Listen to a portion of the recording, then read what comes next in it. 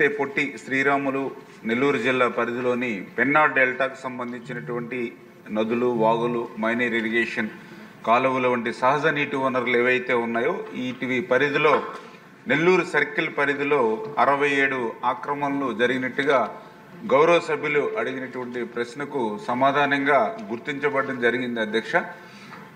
ఏదైతే ఈ ఆక్రమణల కారణంగా 18,951 ఎకరాల ఆయకట్టుకి ప్రభావితం అవుతుందనేటువంటి విషయాన్ని కూడా గుర్తించబడడం జరిగింది అధ్యక్ష.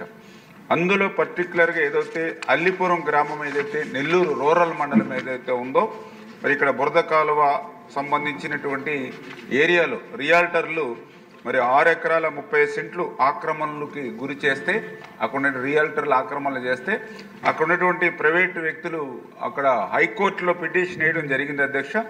దానితో ఇరిగేషన్ అధికారులు 4 ఎకరాల 60 సెంట్లు మరి ఆ ఆక్రమణ భూమిని ఖాళీ చేయడం జరిగింది. మిగిలిన భూమిని కూడా రెవెన్యూ అదేవిధంగా ఇరిగేషన్ డిపార్ట్మెంట్ల సమన్వయంతో సర్వే చేసి అది కూడా తొలగిస్తామని చెప్పి తెలియజేసుకుంటూ, అదేవిధంగా ఏదైతే ఇప్పుడే గౌరవ సభ్యులు చెప్పారు పొట్టెళ్ల కాలువ ఏదైతే పొదలకూరు పట్టణ శివారులో ఏదైతే ఉందో మరి ఇరిగేషన్ కమ్ డ్రైనేజ్ ఛానల్ మీద సర్వే నెంబర్ 205/1, 205/2 అండ్ 206 కింద 7.66 ఎకరాల ఆక్రమణకి మరి గతంలో ఉన్నటువంటి పాలకుల రాజకీయ పార్టీకి సంబంధించిన వ్యక్తి ఆక్రమణకు గురవుతే మరి ఇది కూడా ఒక 6.6 ఎకరాల వరకు కూడా ఖాళీ చేయడం జరిగింది. మిగిలిన భూమిని కూడా సరిహద్దుల్ని ఐడెంటిఫై చేసి వాటిని కూడా క్లియర్ చేసేటువంటి ప్రక్రియ శ్రీకారం చుడతామని, అదేవిధంగా ఏదైతే ఇడిమేపల్లి బ్రాంచ్ కెనాల్ కింద ఫీల్డ్ ఛానల్లో ఒక 35 ఎకరాల భూమి కూడా ఏపీఐఎస్తో పాటు ఆక్రమణలకు గురైనటువంటి విషయం కానీ, అదేవిధంగా బుజుబుజ నెల్లూరు చెరువు ప్రాంతంలో ఒక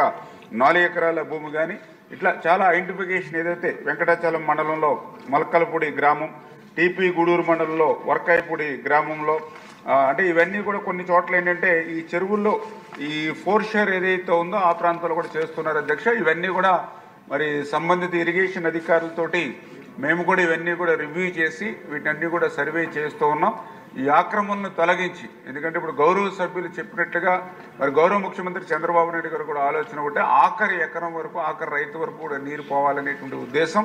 అందుచేత కఠినంగానే చర్యలు, ఎందుకంటే గత 5 సంవత్సరాల పాలనలో ఇష్టానురాజ్యంగా ఉండడం వల్ల అందులో ఇరిగేషన్ అధికారులు కూడా అప్పుడున్నటువంటి పాలకులకి అడుగులు మడుగులెత్తేటువంటి విధంగా ఉండడం, అప్పుడున్నటువంటి ఐఏఎస్ ఐపీఎస్ వ్యవస్థ కూడా ఆ వ్యవస్థను నిర్వీర్యం చేసి వాళ్ళకు సహకరించేటువంటి పరిస్థితుల్లో ఉండడం వల్ల వ్యవస్థ కొంత నిర్వీర్యమైనటువంటి మాట వాస్తవం అధ్యక్ష.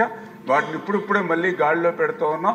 ఖచ్చితంగా ఏదైతే ఇప్పుడు కడపలో శిల్పా వెంచర్స్కి సంబంధించి మాధవరెడ్డి గారు చెప్పడం కానీ, అదేవిధంగా ఆళ్లగడ్డలో అక్కడ కూడా శిల్పా వెంచర్స్ గతంలో ఆక్రమణలు కానీ, ఇప్పుడు ఏదైతే సోమిరెడ్డి గారు వాళ్ళ కాన్స్టిట్యున్సీ, ఎందుకంటే ఆయన కూడా ప్రతిపక్షంలో ఉన్నప్పుడు చాలా ఫైట్ చేశారు అధ్యక్ష కెనాల్స్ మీద కానీ డ్రైన్స్ ఆక్రమణల మీద.